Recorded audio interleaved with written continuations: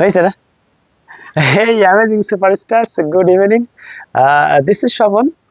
I hope your day has been kind to your spirits. So let's step into the sessions with clear minds and curious heart. আজকে আমি আপনাদেরকে ইংরেজির অত্যন্ত গুরুত্বপূর্ণ বিষয় নিয়ে আলোচনা করতে যাচ্ছি, সেটা হলো পার্টস অফ স্পিচ।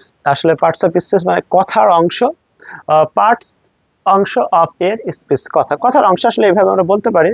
তো আসলে আমাকে আমার একজন one of my best student আমাকে প্রশ্ন করেছিল আসলে ইংরেজির কত পার্সেন্ট অংশ জুড়ে রয়েছে পার্টস অফ স্পিচ। আসলে প্রশ্নের উত্তরটা ইংরেজির 100% জায়গা জুড়ে রয়েছে পার্টস অফ স্পিচ, মানে বাক্যের অন্তর্গত প্রত্যেকটি ওয়ার্ডই আমি লিখেছি definition of parts of speech. বাক্যের অন্তর্গত প্রত্যেকটি ওয়ার্ডকে পার্টস অফ স্পিচ বলে, তার মানে 100% প্রত্যেকটি ওয়ার্ড পার্টস অফ স্পিচের অন্তর্ভুক্ত। আসলে প্রত্যেকটি ওয়ার্ড কি শুধু ওয়ার্ডই বিবেচনা হবে? নো, প্রত্যেকটা ওয়ার্ডস এর কিন্তু নাম রয়েছে। কোন ওয়ার্ডের নাম নাউন, কোনটা ইন্টারজেকশন, কোনটা প্রোনাউন, কোনটা অ্যাডজেক্টিভ, কোনটা অ্যাডভার্ব, কোনটা কনজাংশন, কোনটা ইন্টারজেকশন। তো আসলে পার্টস অফ স্পিচ কি? সেন্টেন্সের অন্তর্গত প্রত্যেকটি ওয়ার্ডকে পার্টস অফ স্পিচ বলে। পার্টস অফ স্পিচ আসলে কত প্রকার? How many kinds of parts of speech? তো পার্টস অফ স্পিচ 8 প্রকার।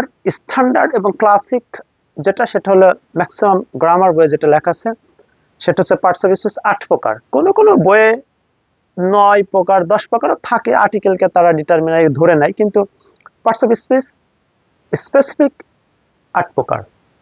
এটা একদম মাথায় সেভ করে নেন, পার্টস অফ স্পিচ 8 প্রকার।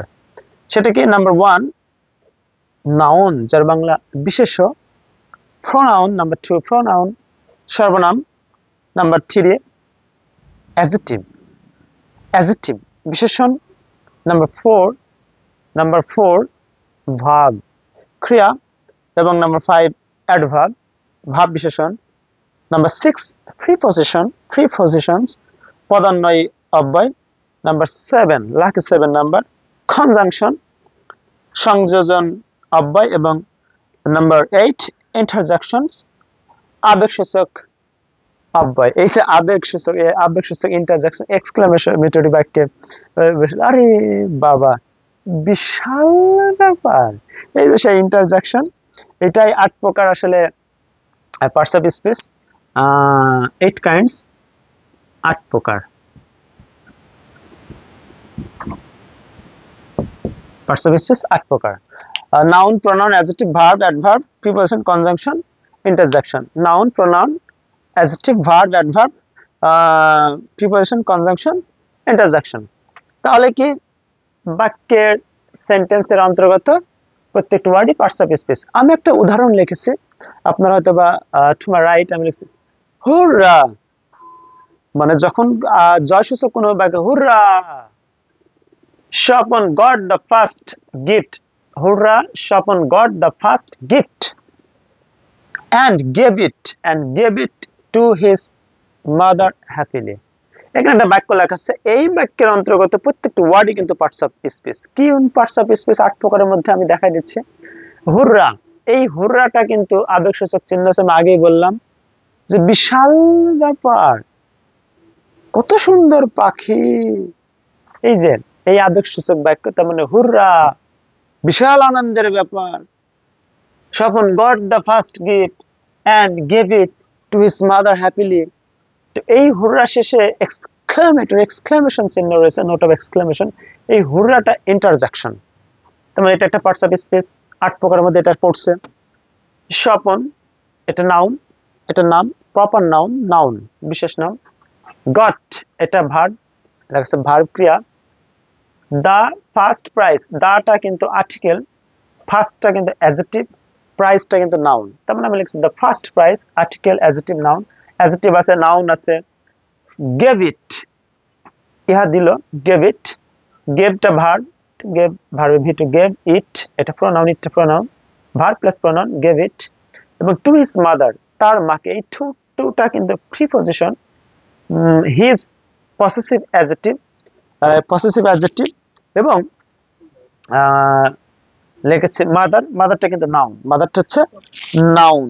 এবং হ্যাপিলি, এই যে এলওয়াই আছে, এলওয়াই থাকলে অ্যাডভার্ব কিন্তু সবসময় এলওয়াই থাকলে অ্যাডভার্ব এরকম না। হ্যাপিলি এটা এলওয়াই আছে, অ্যাডভার্ব। তার মানে এই যে একটা বাক্য লিখলাম, হুররা, Swapan got the first gift and gave it to his mother happily। এই প্রত্যেকটা শব্দ শুধু শব্দ নয়, এর নাম রয়েছে।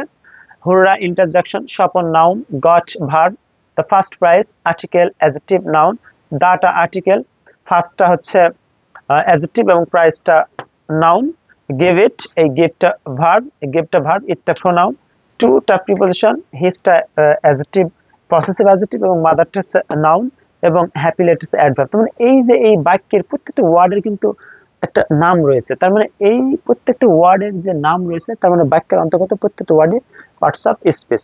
তো যারা বেসিক থেকে শুরু করতে চান, এই একটা ফ্রেমওয়ার্ক কাঠামো যদি তৈরি করতে চান ইংরেজির, যারা ইংরেজিতে সঠিক বাক্য তৈরি করতে পারেন না এবং যাদের ইংরেজির বেসিকে খুবই দুর্বল, তো আমি মনে করি এই parts of speech very important for you। এটা অত্যন্ত গুরুত্বপূর্ণ for every students in our country like that Bangladesh. তো এই ক্লাস পার্টস অফ স্পিচের আমি আজকে এলিমেন্টের আলোচনা করলাম, আগামী দিনে এর আরো বিস্তারিত পাবেন। তো আশা করি যারা একদম বেসিক থেকে ইংরেজি শুরু করতে চান, এই ক্লাসটা, এই যে পার্টস অফ স্পিচ, এটা অত্যন্ত গুরুত্বপূর্ণ। আমি দাঁড়ায় আছি, আমি একজন মানুষ, আমার কিন্তু ফ্রেমওয়ার্ক রয়েছে, কাঠামো রয়েছে, আমার কঙ্কাল রয়েছে, আমার এই যে ফ্রেমওয়ার্ক হার্ড রয়েছে, এটা দিয়ে কিন্তু আমি দাঁড়ায় আছি।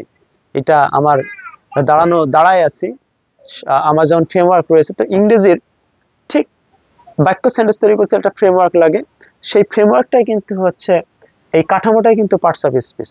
তো পার্টস অফ স্পিচ না জানে কখনোই আপনার পক্ষে ইংরেজিতে পারদর্শিতা অর্জন করা কোয়াইট ইম্পসিবল।